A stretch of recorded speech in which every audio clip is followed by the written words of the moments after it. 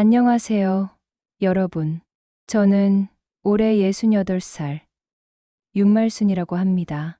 평생을 충청남도 작은 시골 마을에서 약국을 지키며 살아온 평범한 할머니죠. 그런데 오늘 들려드릴 이야기는 제가 직접 겪은 일로 정말 영화보다 더 극적이고 충격적인 실화입니다. 믿기 어려우시겠지만 한 글자도 빠뜨리지 않고 모두 사실만 말씀드릴게요. 이 이야기는 제 인생을 완전히 뒤바꿔 놓은 사건이었고, 지금도 생각하면 가슴이 두근거려요. 제 남편은 20해 전에 세상을 떠났습니다. 갑작스러운 심근경색이었어요. 그때 제 나이가 48이었으니 정말 젊은 나이에 홀로 되었죠. 아들 도연이 하나 키우느라 정말 죽을 만큼 힘들었어요. 새벽 5시에 일어나서 약국 청소하고, 낮에는 손님들 상대하고, 저녁에는 아들 공부 봐주고, 주말에는 농사일까지 도와야 했거든요. 그래도 아들 하나만큼은 제대로 키워보겠다는 마음으로 온갖 고생을 다 했어요. 다행히 도연이가 워낙 착해서 공부도 잘하고, 대학까지 무사히 보낼 수 있었죠. 30살에 좋은 여자 만나서 장가도 보냈고요. 수진이라는 아가씨였는데 처음 봤을 때부터 뭔가 마음에 걸리는 구석이 있었어요. 너무 계산적이고 차가운 느낌이랄까요? 하지만 아들이 좋아하니까 반대할 수도 없었고 그냥 잘 살기를 바라는 마음뿐이었어요. 그때만 해도 이제 좀 편하게 살 수 있겠다 싶었는데 인생이 그렇게 호락호락하지 않더라고요. 결혼하고 나서 수진이가 점점 변하기 시작했거든요.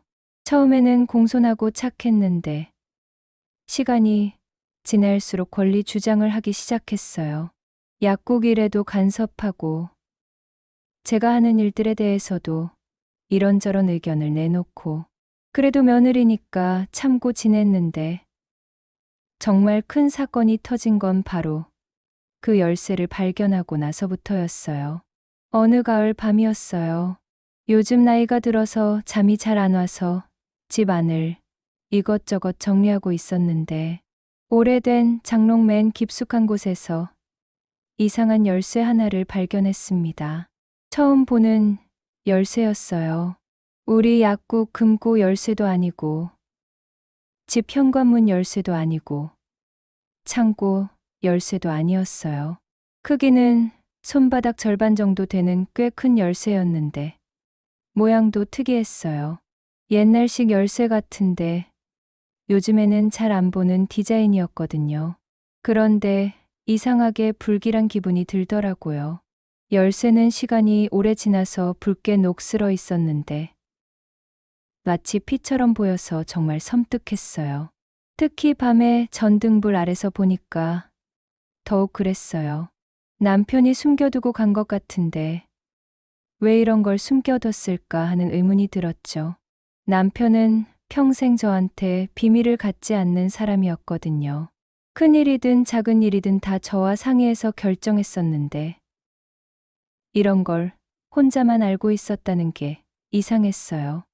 이건 우리 약국 금고 열쇠가 아닌데 도대체 뭘 여는 열쇠일까? 왜 이렇게 깊숙한 곳에 숨겨뒀을까? 혼자 중얼거리며 열쇠를 이리저리 살펴봤는데 정말 처음 보는 모양이었어요. 열쇠 끝부분에는 복잡한 홈들이 파여 있었고 손잡이 부분에는 뭔가 글자 같은 게 새겨져 있는 것 같기도 했어요. 하지만 녹이 많이 슬어서 정확히 뭔지는 알 수 없었어요. 남편이 살아생전에 이런 열쇠 얘기를 한 적도 없고 어디에 쓰는 건지도 전혀 감이 안 잡혔어요. 그런데 분명한 건 남편이 뭔가 중요한 비밀을 숨기고 있었다는 거였어요. 왜 이렇게 깊숙한 곳에 숨겨뒀을까요? 그리고 왜 저한테 말하지 않고 혼자만 알고 있었을까요? 혹시 저를 보호하려고 한 걸까요? 아니면 정말 말할 수 없는 사정이 있었던 걸까요? 온갖 생각이 머릿속을 맴돌았어요. 다음 날 오후 2시쯤 아들 도연이가 며느리 수진이하고 같이 약국에 찾아왔어요. 도연이는 42, 수진이는 39인데 결혼한 지 벌써 10년이나 됐거든요. 평소에는 한 달에 한 번 정도 안부 인사하러 오는데 그날은 뭔가 분위기가 달랐어요. 수진이 표정이 평소보다 심각해 보였거든요. 그리고 뭔가 급한 일이 있는 것 같은 눈빛이었어요. 엄마, 이제 정말 약국 정리하시는 게 어때요? 시대가 많이 변했잖아요. 요즘은 대형 체인 약국들이 다 해먹고 있고 이런 작은 동네 약국이 어떻게 버티겠어요? 매출도 예전 같지 않을 텐데요. 차라리 이번 기회에 깔끔하게 정리하시고 편하게 지내세요. 도연이가 제 손을 잡으며 조심스럽게 말했어요. 아들 말이 완전히 틀린 건 아니에요. 실제로 요즘 젊은 사람들은 다 큰 약국으로 가고 저희 같은 작은 약국은 노인분들만 가끔 오시거든요. 매출도 예전에 반도 안 되고 경영하기도 점점 어려워지고 있었어요. 약값도 비싸지고 임대료도 올라서 수지를 맞추기가 쉽지 않았죠. 그래도 이 약국은 제가 남편과 함께 20해 넘게 일한 곳이에요. 여기서 도연이도 키웠고 동네 사람들 아플 때마다 약도 지어드리고 밤늦게 응급환자가 오면 문 열어주기도 했어요. 이 약국에는 우리 가족의 모든 추억이 담겨 있었거든요. 그냥 접기에는 너무 아까웠어요. 도연아, 이 약국은 내 아버지와 내가 평생을 바쳐 일한 곳이야. 여기에는 우리 가족의 역사가 담겨 있어. 내가 어릴 때 여기서 숙제도 하고 감기약도 먹고 그런 추억들이 가득한 곳인데 그냥 접을 수는 없다. 제가 단호하게 고개를 저었더니 수진이가 차갑게 웃으며 말하더라고요. 그 웃음이 평소와 달랐어요. 뭔가 계산적이고 노골적인 느낌이었어요. 그럼 어머니, 적어도 아버님이 남기신 것들은 정리해야 하지 않을까요? 특히 중요한 서류나 열쇠 같은 것들 말이에요. 아버님이 남기신 거라면 저희도 당연히 알 권리가 있지 않나요? 가족인데 서로 숨길 게 뭐가 있겠어요? 그 순간 제 등골에 식은땀이 흘렀어요. 어떻게 수진이가 그 열쇠 얘기를 아는 거죠? 저는 어젯밤에 발견하고 나서 아무한테도 말한 적이 없는데 혹시 수진이가 이미 그 열쇠에 대해서 뭔가 알고 있는 건 아닐까? 아니면 제가 모르는 사이에 집에 들어와서 뒤진 건 아닐까? 온갖 생각이 머릿속을 스쳐 지나갔어요. 수진아, 무슨 열쇠 얘기를 하는 거니? 나도 잘 모르는 일인데 내 아버지가 뭔가 남겨둔 게 있다고 해서 가 공개해야 하는 건 아니잖니? 제가 어물쩍 넘어가려 했더니 수진이 눈빛이 더욱 날카로워졌어요. 마치 사냥감을 노리는 맹수 같은 느낌이었어요. 어머니, 숨기지 마세요. 저희도 다 알고 있어요. 그 열쇠, 어머니가 가지고 계시는 거 맞죠? 아버님이 돌아가시기 전에 무언가 중요한 걸 남겨놓으셨을 텐데 그것들을 확인해 봐야 하지 않겠어요? 혹시 약국 운영과 관련된 중요한 서류나 재산, 목록 같은 게 있을 수도 있잖아요. 제가 손을 꽉 움켜쥐며 대답했어요. 그 열쇠를 만지작거리는 수진이의 시선이 느껴져서 더욱 불안했어요.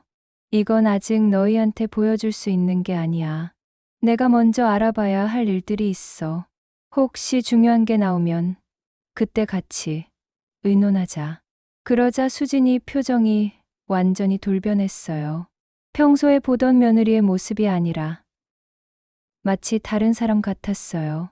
눈빛도 차갑고 목소리 톤도 완전히 바뀌었어요. 마치 가면을 벗어던진 것 같은 느낌이었어요. 어머니, 그럼 안 되는데요. 이건 우리 가족 모두의 문제예요. 혼자서 결정하실 일이 아니에요. 특히 재산과 관련된 일이라면 더더욱 그렇죠. 저희도 이 집안의 구성원인데 왜 소외시키시는 거예요? 그때까지만 해도 저는 몰랐습니다. 이 붉은 열쇠가 우리 가족 전체를 완전히 뒤바꿔 놓을 거라는 걸 말이에요. 과거에 숨겨진 어두운 비밀이 현재를 파괴하고 가족들을 파멸로 몰아넣을 불씨가 될 줄은 꿈에도 몰랐어요. 그날 밤 잠이 오지 않아서 열쇠를 계속 쳐다봤어요. 남편이 왜 이런 걸 숨겨뒀을까? 그리고 수진이는 어떻게 알고 있는 걸까? 의문이 꼬리에 꼬리를 물고 이어졌습니다. 바로 이게 모든 악몽의 시작이었어요. 앞으로 일어날 일들을 생각하면 지금도 온몸이 떨려요. 수진이와 도현이가 돌아간 후 며칠 동안 잠을 제대로 잘 수가 없었어요. 계속 그 열쇠 생각만 났거든요.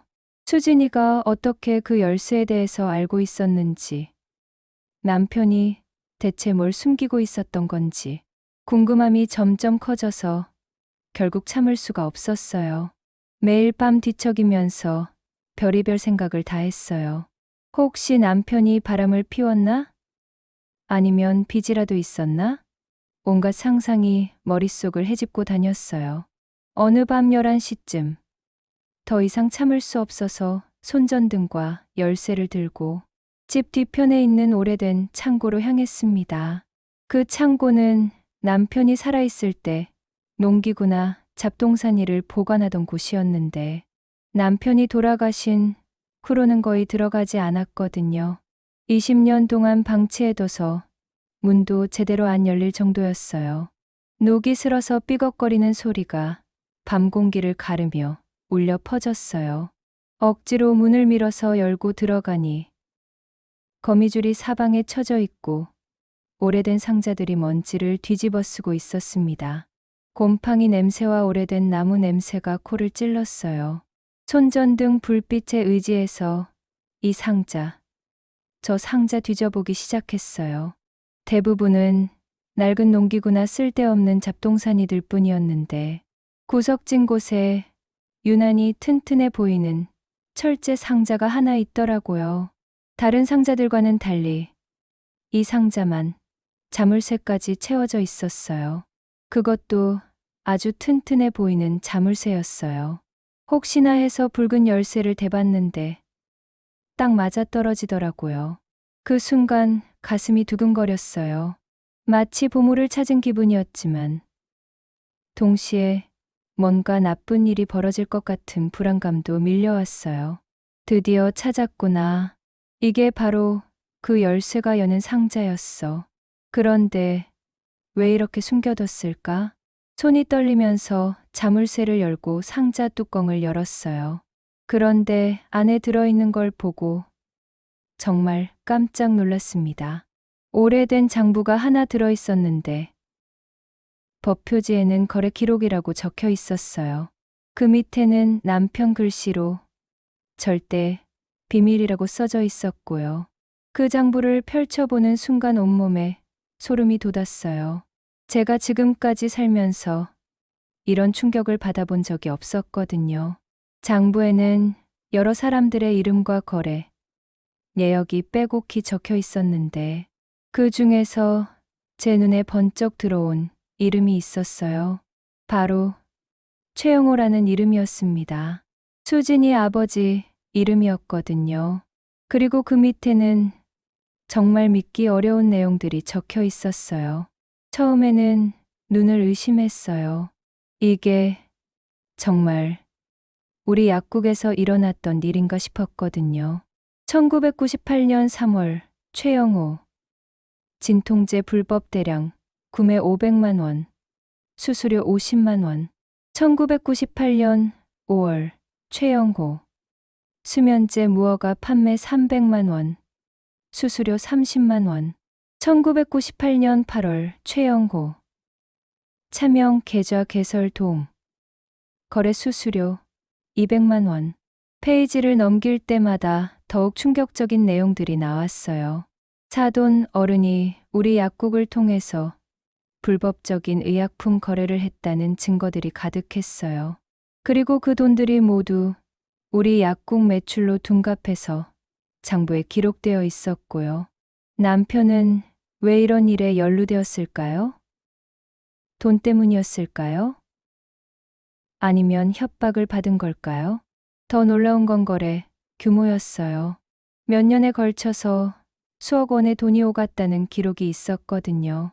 그런데 우리 집 살림은 늘 빠듯했어요. 그럼 그 많은 돈들은 다 어디로 간 걸까요? 이게 뭐야? 최영우.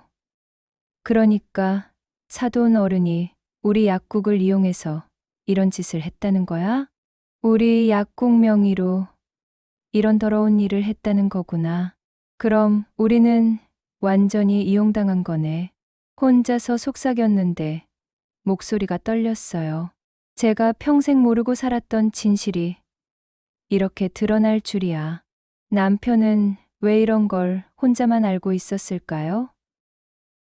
저한테는 한마디도 하지 않고 아마도 저를 보호하려고 했던 것 같아요. 만약 이 일이 발각되면 약국도 문을 닫아야 하고 저희 가족도 큰 곤란에 빠질 수 있었으니까요. 그래서 혼자 감당하려고 했던 거겠죠.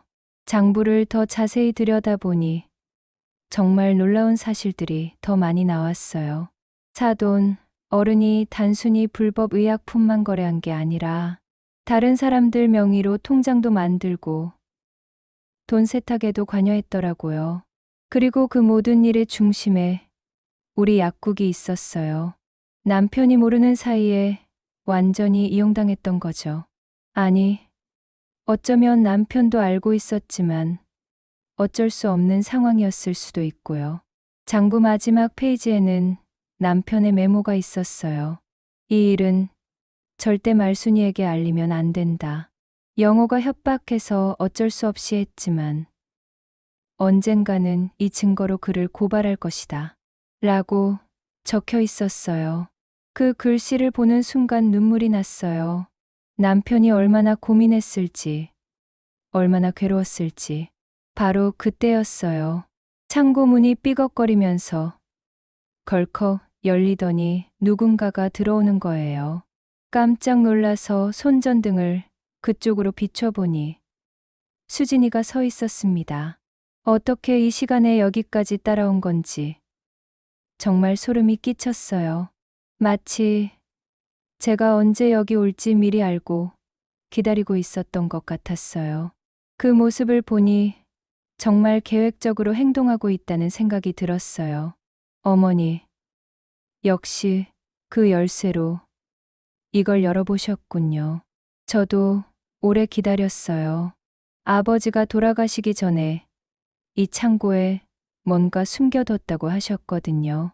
수진이가 차분한 목소리로 말했지만 그 눈빛은 전혀 차분하지 않았어요. 뭔가 다급하고 초조한 기색이 역력했어요. 그리고 손에는 후레쉬를 들고 있었는데 언제부터 준비하고 온 건지 알 수 있었어요. 저는 재빨리 장부를 가슴팍에 품고 물었습니다. 넌 언제부터 이 일을 알고 있었니? 내 아버지가 한 짓 말이야. 그리고 어떻게 여기가 있다는 걸 알았고 혹시 여기에 몰래 와본 적이 있니? 아버지가 돌아가시기 전에 저한테 다 말씀해 주셨어요. 언젠가 그 증거들을 찾아서 없애야 한다고. 그렇지 않으면 우리 가문이 완전히 망한다고 하셨거든요. 그 장부만 세상에 나오면 우리는 정말 끝장이에요. 아버지뿐만 아니라 관련된 모든 사람들이 처벌받게 될 거예요. 수진이 목소리가 점점 간절해졌어요. 하지만 저는 절대로 이 장부를 넘겨줄 수 없었어요. 이 안에는 수진이 아버지가 우리 가정을 어떻게 이용했는지, 남편을 어떤 식으로 속였는지 다 적혀 있었거든요. 그리고 이게 없어지면 남편이 당한 고생이 모두 헛것이 되는 거잖아요. 내 아버지가 우리한테 무슨 짓을 했는지 여기에 다 적혀 있어. 우리 약국을 이용해서 불법적인 일들을 얼마나 많이 했는지. 몇 년 동안 우리를 속이면서 말이야. 난 이걸 그냥 묻어둘 수 없다. 이건 우리 가족이 당한 피해에 대한 증거야. 그러자 수진이 표정이 완전히 변했어요. 평소에 착한 며느리 모습은 온데간데 없고 마치 다른 사람이 된 것 같았어요. 눈에는 광기 같은 게 서렸어요. 그럼 정말 안 되는데요. 이건 단순한 과거 일이 아니에요. 지금도 많은 사람들이 연루되어 있고 오빠 도연이도 마찬가지예요. 만약 이 일이 세상에 알려지면 오빠도 같이 다치게 될 거예요. 공범으로 몰릴 수도 있어요. 그 말을 듣는 순간 제 손이 서늘하게 식었어요. 무슨 뜻인지 알 것 같았거든요. 사돈 어른의 불법 행위가 발각되면 공범으로 엮인 사람들도 모두 처벌받을 수 있다는 뜻이었어요. 그리고 그 중에 제 아들도 포함될 수 있다는. 수진아, 도연이가 이 일과 무슨 상관이 있다는 거니? 도연이는 아무것도 모르는 아이잖아. 어머니는 정말 모르시는군요. 오빠가 저희 가족 보증을 다 서주셨어요. 그리고 일부 거래에도 관여했고요. 물론 오빠는 진짜로 몰랐겠지만 법적으로는 책임을 져야 할 수도 있어요.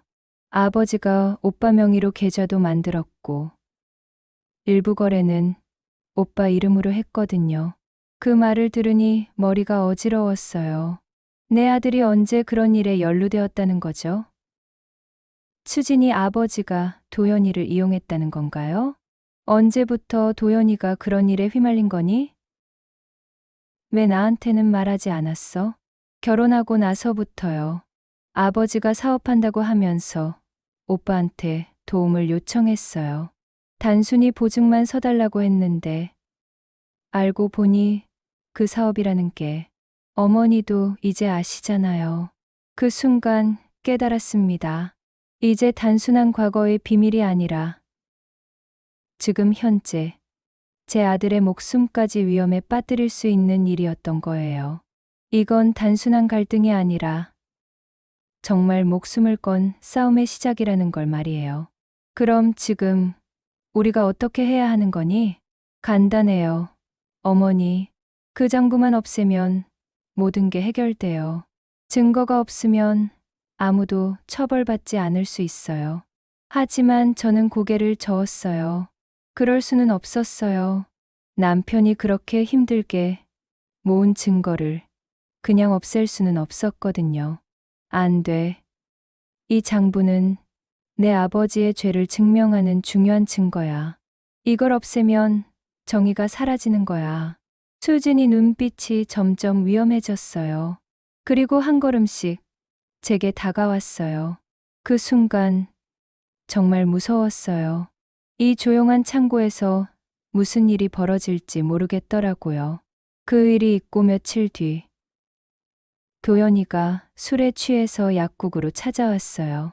평소에 술을 거의 마시지 않는 아이인데 그날은 정말 많이 마신 것 같았어요.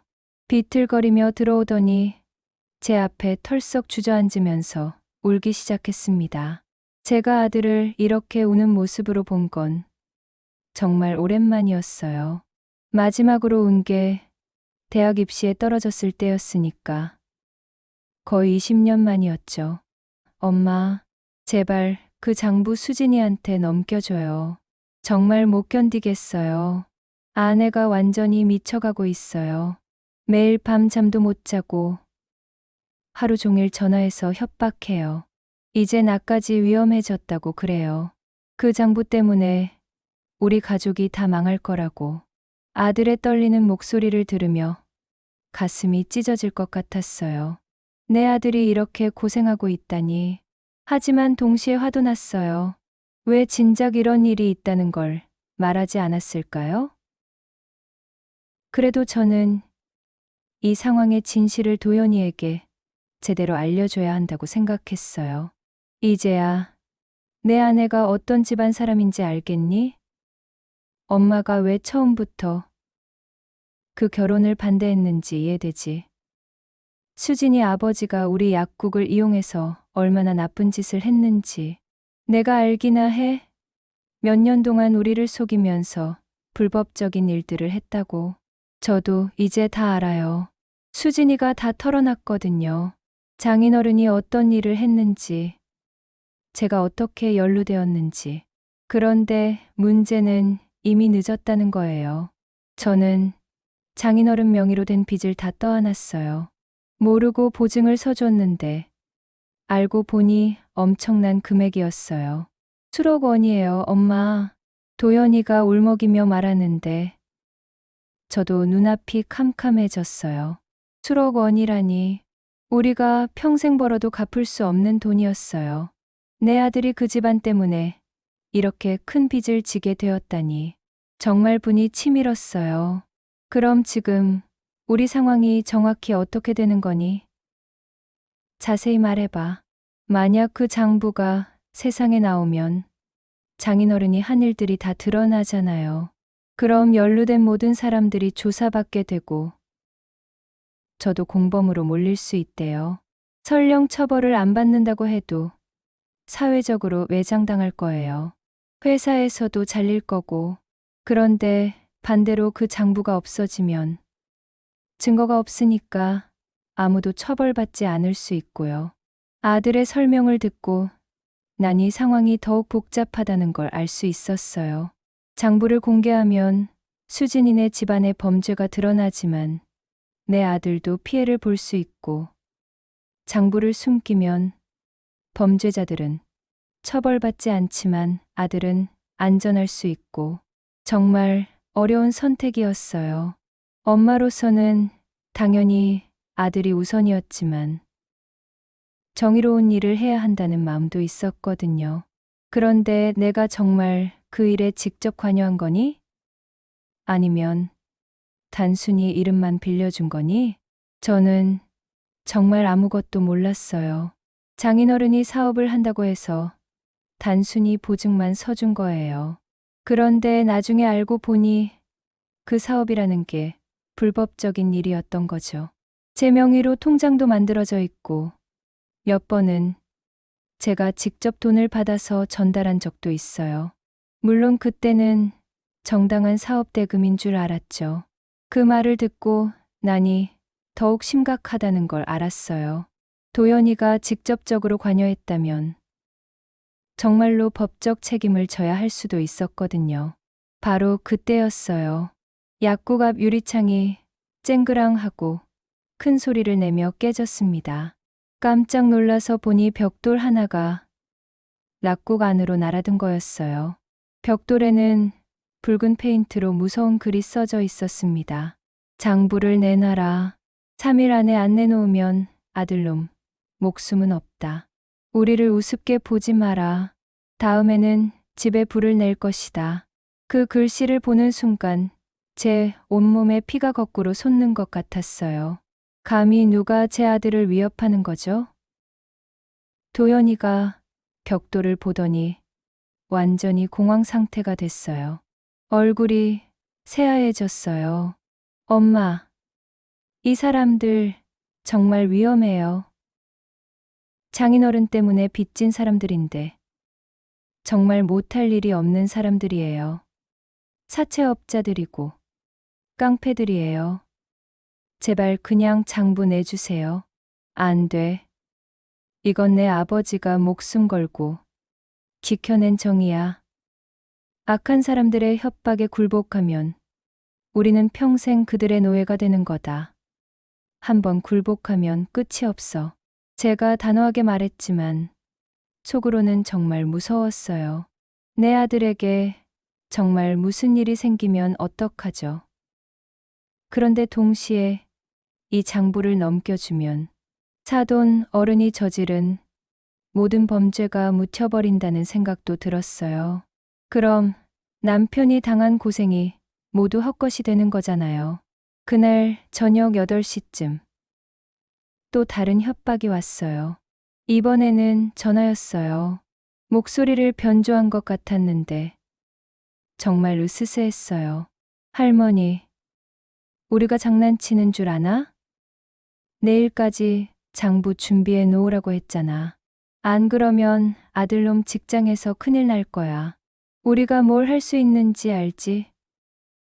회사에 익명 제보 한번 들어가면 끝이야. 목소리가 정말 음산했어요. 전화를 끊고 나서 손이 덜덜 떨렸어요. 도연이 직장까지 위협하다니. 이 사람들이 정말로 무슨 짓을 할지 모르겠더라고요. 도연이가 직장에서 잘리면 어떻게 살아가겠어요? 그날 밤 9시쯤 집 전화가 또 울렸어요. 이번에는 수진이었어요. 목소리가 완전히 변해 있었어요. 어머니, 정말 마지막으로 부탁드려요. 제발 그 장부 저한테 주세요. 안 그러면 정말 큰일 날 거예요. 이 사람들이 우리 아이들까지 건드릴 거라고 해요. 제 아이들은 아무 죄가 없잖아요. 수진이 목소리에는 진짜 절망이 담겨 있었어요. 하지만 저도 물러설 수 없었어요. 그럼 처음부터 이런 집안에 우리 도연이를 끌어들이지 말았어야지. 내 아버지 문제를 우리가 왜 해결해야 해? 그날 밤 11시쯤 약국 뒷문이 조용히 열리더니 수진이가 들어왔어요. 그런데 평소 모습과는 완전히 달랐어요. 손에는 과도를 들고 있었고 얼굴에는 절망과 분노가 뒤섞여 있었습니다. 마치 벼랑 끝에 몰린 짐승 같은 느낌이었어요. 눈은 충혈되어 있었고 머리는 헝클어져 있었어요. 어머니, 정말 마지막 경고예요. 그 장부 저한테 주지 않으면 정말 큰일 날 거예요. 저도 이제 물러날 곳이 없어요. 아버지 빚쟁이들이 매일 우리 집에 와서 난리를 치고 아이들까지 위협하고 있어요. 제 아이들이 학교에서 괴롭힘을 당하고 있어요. 수진이 목소리에 진짜 절박함이 느껴졌어요. 하지만 동시에 과도를 든 손이 떨리고 있는 것도 보였고요. 저는 최대한 차분하게 말했습니다. 수진아, 과도는 내려놔. 우리가 대화로 해결할 수 있을 거야. 폭력으로는 아무것도 해결되지 않아. 대화요? 지금까지 대화가 통했나요? 어머니는 끝까지 그 장부를 안 내놓으실 거잖아요. 그럼 저희는 어떻게 살아요? 아이들은 어떻게 키워요? 오빠는 어떻게 해요? 그럼 내 아버지가 우리 가족한테 한 짓은 어떻게 할 거니? 우리도 피해자야. 남편이 모르는 사이에 약국을 이용당했고 지금도 그 후로 고생하고 있잖아. 수진이가 눈을 붉게 뜨며 소리쳤어요. 어머니도 참 잔인하세요. 아버지는 이미 돌아가셨는데 뭘 어떻게 하라는 거예요? 지금 살아있는 사람들이 더 중요하지 않나요? 오빠 도현이도 제 아이들도 모두 살아있는 사람들이잖아요. 그 말을 들으니 가슴이 아팠어요. 수진이 말도 틀린 건 아니거든요. 죽은 사람을 위해서 살아있는 사람들이 고통받는 게 맞는 건지. 하지만 동시에 이 장부를 넘겨주면 정의가 사라진다는 생각도 들었어요. 불쏘시개가 내 손에 있다고 해서 불길이 남의 집만 태울 거라고 생각하니? 불길은 결국 자신을 키운 집부터 먼저 태워버리는 법이야. 내가 지금 하려는 일이 바로 그런 거다. 그 순간 약국 안의 공기가 완전히 얼어붙는 것 같았어요. 수진이와 제가 서로를 노려보는데 정말 피비린내가 날 것 같았습니다. 둘 다 한 발짝도 물러설 수 없는 상황이었어요. 과도를 든 수진이의 손이 점점 더 떨리고 있었고 저도 언제 어떤 일이 벌어질지 몰라서 온몸이 경직되어 있었어요. 어머니, 정말 안 주실 거예요? 정말로요? 수진아, 난 내 아버지의 죄를 덮어줄 수 없어. 남편이 당한 고생을 그냥 묻어둘 수 없다고. 그때 수진이 눈에서 눈물이 흘러내렸어요. 분노와 절망이 뒤섞인 눈물이었어요. 그럼 어머니도 각오하세요. 저도 제 가족을 지키기 위해서라면 뭐든지 할 거예요. 이제 정말 돌이킬 수 없는 마지막 순간이 다가오고 있다는 걸 느꼈습니다. 생과 사의 갈림길에 서 있는 것 같았어요. 그날 밤 수진이가 돌아간 후 저는 잠을 한숨도 잘 수가 없었어요. 계속 이 문제를 어떻게 해결해야 할지 고민했는데 새벽 4시쯤 되어서야 중요한 결정을 내렸습니다. 혼자 힘으로는 도저히 이 문제를 해결할 수 없다는 걸 깨달았거든요. 법의 힘을 빌려야겠다고 생각했어요. 더 이상 이런 식으로 끌고 갈 수는 없었어요. 아들의 안전도 걱정되고 수진이네 협박도 점점 심해지고 있었거든요. 조용히 일어나서 그 철제 상자에서 장부를 꺼내고 동네 문방구에 있는 복사기로 사본을 여러 부 만들었어요. 그리고 가장 중요한 부분들, 특히 수진이 아버지 최영호의 불법 거래 내역들을 형광펜으로 꼼꼼히 표시했어요. 증거가 확실해야 검찰에서도 제대로 수사를 할 수 있을 테니까요. 거래 날짜, 금액 관련자들까지 모든 걸 정리해서 별도 자료로 만들었어요. 편지도 정성스럽게 썼어요. 제가 누구인지, 이 장부가 어떻게 발견되었는지, 그리고 현재 어떤 위협을 받고 있는지 상세하게 적었어요. 그리고 가장 중요한 건 이 일이 공개되면 제 아들도 피해를 볼 수 있으니 신중하게 수사해 달라고 부탁했어요. 억울한 사람은 보호하고 진짜 범죄자만 처벌해 달라고 간곡히 부탁드렸죠. 이제 끝이야. 진실이 밝혀질 거야. 여보, 미안해. 당신이 그렇게 숨기려 했던 걸 세상에 드러내게 됐어. 하지만 이게 옳은 일이야. 악한 일은 반드시 밝혀져야 해. 혼자 중얼거리며 검찰청 앞 우체통에 편지를 넣었어요. 그리고 원본 장부는 다시 약국, 금고 깊숙한 곳에 숨겨뒀고요. 이제 조금 마음이 놓이더라고요. 더 이상 제가 혼자 감당할 문제가 아니라는 생각이 들었어요. 전문가들이 판단해 줄 거라는 믿음이 있었거든요. 집에 돌아와서 평소처럼 약국 문을 열고 손님들을 맞았습니다. 그런데 이상하게 그날은 마음이 한결 가벼웠어요. 오랜만에 제대로 된 선택을 한 것 같은 기분이었거든요. 동네 할머니들도 말순이가 오늘 얼굴이 좋아 보인다고 하시더라고요.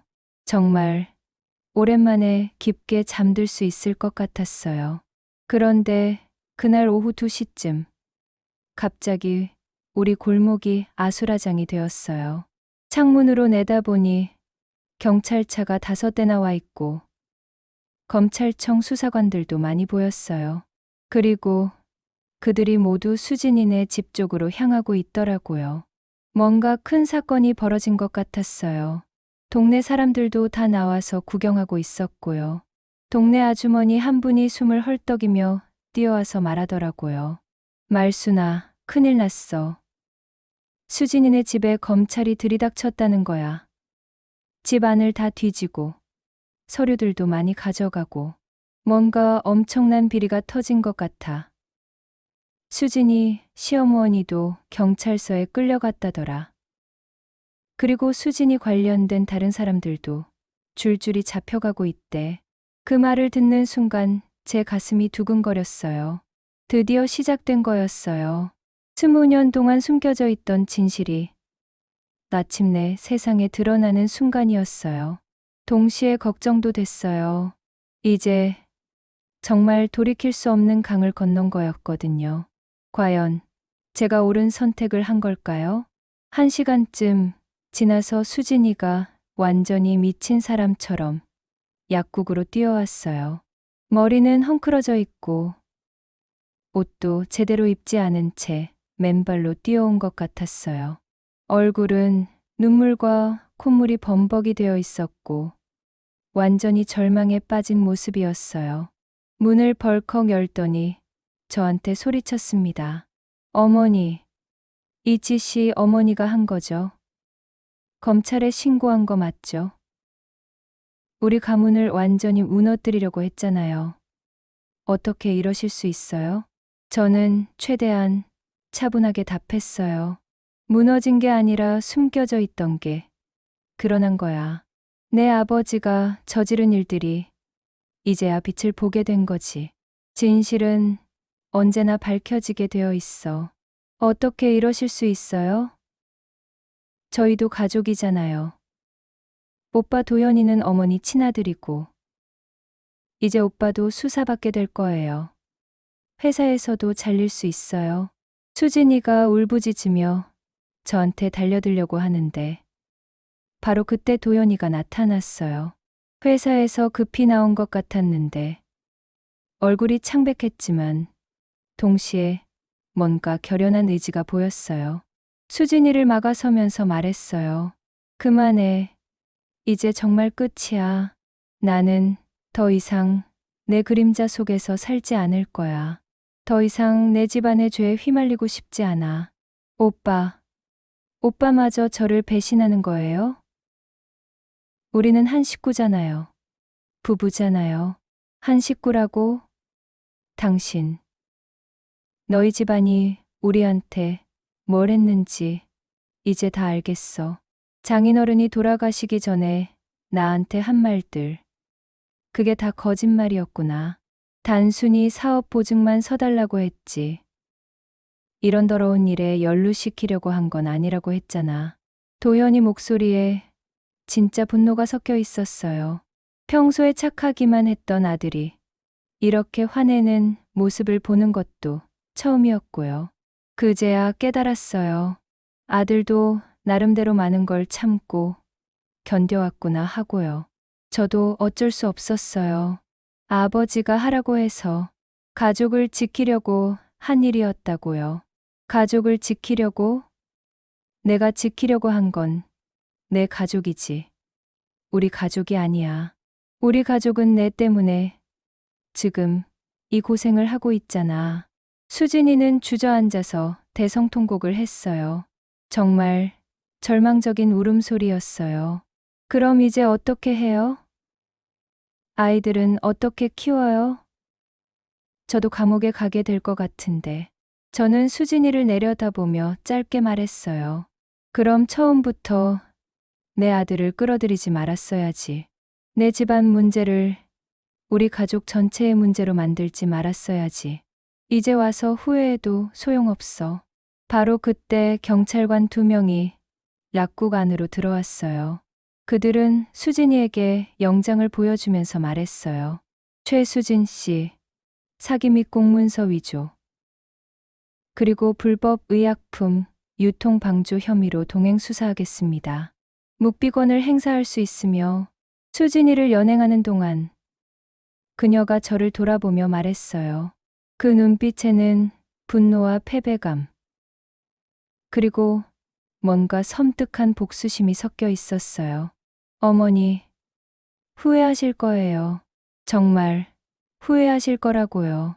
이게 끝이 아니에요. 하지만 저는 흔들리지 않았어요. 옳은 일을 했다는 확신이 있었거든요. 비록 가족이 흩어지게 되었지만 정의는 지켜냈다는 생각이 들었어요. 그날 저녁, 도연이와 둘이서 조용히 저녁을 먹었어요. 오랜만에 편안한 시간이었어요. 엄마, 죄송해요. 제가 엄마한테 이런 고생을 시켜드렸네요. 도연아, 내 잘못이 아니야. 너도 속은 거잖아. 이제 새로 시작하면 돼. 네, 엄마. 이혼 절차도 밟을 거예요. 그리고 회사 일도 정리해야 할 것 같아요. 아마 좀 힘들어질 거예요. 괜찮다. 아들아, 엄마가 있잖아. 우리 함께 이겨내자. 그 순간 정말 오랜만에 마음이 평안했어요. 아들과 함께 새로운 시작을 할 수 있다는 생각에 희망이 생겼거든요. 수진이가 구속되고 모든 수사가 끝난 건 그로부터 석 달 뒤였어요. 검찰 수사 결과 수진이 아버지 최영호의 범죄 규모가 제가 상상했던 것보다 훨씬 컸다는 게 드러났어요. 우리 약국뿐만 아니라 다른 약국들과 병원들도 이용해서 수년간 불법 의약품을 유통했던 거였어요. 피해 금액만 해도 수십억 원에 달했고 연루된 사람들도 수십 명이었어요. 정말 큰 범죄 조직이었던 거죠.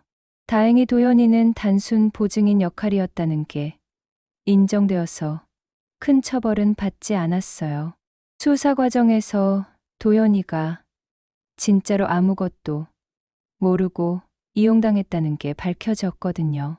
대신 민사상 책임은 져야 했지만 수진이 아버지 측에서 남겨둔 재산과 보험금으로 상당 부분 해결될 수 있었어요. 정말 다행이었죠. 그리고 무엇보다도 도연이가 회사에서 잘리지 않았어요. 회사에서도 도연이가 피해자라는 걸 인정해 주었거든요. 그 일이 모두 정리되고 나서 저는 중요한 결정을 내렸어요. 약국을 접기로 한 거였어요. 너무 많은 일이 있었고 이제 새로운 시작을 하고 싶었거든요. 그리고 무엇보다 남편이 생전에 꿈꿔왔던 일을 해보고 싶었어요. 이 약국에는 좋은 추억도 있었지만 이제는 힘든 기억들이 더 많이 남아 있었거든요. 남편은 살아생전에 늘 말했어요. 말순아, 나중에 약국 일 그만두면 작은 빵집이라도 하나 해보자. 동네 사람들한테 맛있는 빵 만들어서 나눠주고 싶어. 약으로 사람들을 치료하는 것도 좋지만 맛있는 음식으로 사람들을 행복하게 해주는 것도 참 의미 있는 일인 것 같아. 그때는 그냥 허황된 꿈인 줄 알았는데 이제 와서 생각해보니 정말 좋은 아이디어였어요. 약국을 정리하고 그 자리에 작은 빵집을 열었습니다. 말순이네 빵집이라고 이름 지었어요. 간판도 새로 달고 내부도 완전히 새롭게 꾸몄어요. 처음에는 빵 만드는 것도 서툴고 손님도 별로 오지 않았어요. 나이가 있다 보니 새로운 기술을 배우는 것도 쉽지 않았고요. 하지만 포기하지 않고 열심히 배웠어요. 인터넷 동영상도 보고 빵 만들기 책도 사서 공부했어요. 도연이가 회사 일을 줄이고 와서 도와주기 시작하면서 조금씩 나아졌어요. 아들이 의외로 손재주가 좋더라고요. 빵 만드는 것도 금방 배웠고 손님 대하는 것도 저보다 훨씬 잘했어요. 엄마, 나 다시 시작할게요. 수진이하고는 이혼 절차를 밟고 있어요. 이제 정말 새로운 인생을 살고 싶어요. 그동안 너무 많이 얽매여서 살았던 것 같아요. 도연이가 밀가루를 반죽하면서 말했을 때 정말 가슴이 뭉클했어요. 내 아들이 그 힘든 일들을 다 겪고 나서도 이렇게 의연하게 새로운 시작을 하려고 하는 모습이 대견했거든요. 그리고 무엇보다도 예전의 밝은 모습을 되찾은 것 같아서 기뻤어요. 그래, 도연아, 내가 다시 숨을 쉬면 엄마도 같이 숨을 쉴 수 있어. 우리 함께 새로운 인생을 만들어 보자. 이번에는 정말 행복하게 살자. 빵집을 연 지 한 달쯤 지나서 첫 단골 손님이 생겼어요. 골목 어귀에 사시는 박할머니였는데 매일 아침 7시에 오셔서 식빵 한 덩어리씩 사가시더라고요. 그분이 처음으로 저희 빵을 인정해 주신 분이에요. 말순아, 내가 만든 빵이 참 맛있어. 옛날 우리가 어릴 때 먹던 그 맛이야. 요즘 젊은 사람들이 만든 빵은 너무 달기만 한데 내 빵은 구수하고 정감 있어. 마치 엄마 손맛 같다니까. 박할머니 말씀을 듣고 정말 기뻤어요. 그리고 점점 더 많은 동네 어르신들이 찾아오기 시작했어요. 입소문이 나면서 젊은 분들도 오시고 멀리서 일부러 찾아오시는 분들도 생겼어요. 특히 아이들을 데리고 오시는 젊은 엄마들이 많았어요. 어느 날 아침 오븐 앞에서 반죽을 치대면서 혼자 중얼거렸어요. 밀가루는 거짓말을 안 해. 정성을 들인 만큼 맛을 내고 성실하게 반죽한 만큼 부드러워져. 사람 마음도 이와 같았으면 좋겠어. 진실하게 살면 언젠가는 좋은 결과가 나오겠지. 그날도 새벽 5시부터 일어나서 빵을 구웠어요. 크림빵, 소보로, 단팥빵, 식빵. 별거 아닌 것 같지만 하나하나 정성을 들여서 만드니까 정말 보람이 있더라고요. 약국에서 약을 팔 때와는 또 다른 기쁨이었어요. 약은 아픈 사람들을 치료하는 거였다면 빵은 건강한 사람들을 더 행복하게 만드는 거니까요. 7시에 문을 열자마자 벌써 손님들이 줄을 서 있었어요. 대부분 동네 어르신들이었는데 다들 반갑게 인사해 주시더라고요. 말순이, 약국이 빵집 됐다지? 냄새가 정말 좋네. 우리 손자한테도 하나 사줘야겠어. 김할머니, 이 빵은 단순한 빵이 아닙니다. 제가 피와 눈물을 견디고 얻어낸 자유의 맛이에요. 진실을 지켜낸 승리의 맛이기도 하고요. 손님들에게 빵을 건네주면서 말했더니 다들 웃으시면서도 진지하게 들어주시더라고요. 그리고 제 이야기에 공감해 주시고 응원도 해 주셨어요. 동네 분들이 제가 겪은 일들을 어느 정도 알고 계셨거든요. 오후에는 젊은 엄마들도 아이들 손잡고 와요. 아이들이 각 구운 빵 냄새에 좋아하는 모습을 보면 정말 뿌듯해요. 이런 게 바로 행복이구나 싶어요. 어려운 일들을 겪고 나니까 이런 작은 일상의 행복이 더욱 소중하게 느껴져요. 요즘에는 도연이도 완전히 새로운 사람이 되었어요. 이혼 절차도 마무리되었고 아이들 양육권은 수진이가 가져갔지만 면접 교섭권은 도연이에게 있어요. 주말마다 아이들이 빵집에 놀러 와요. 할머니가 만든 빵을 먹으면서 정말 행복해해요. 할머니 빵이 세상에서 제일 맛있어요.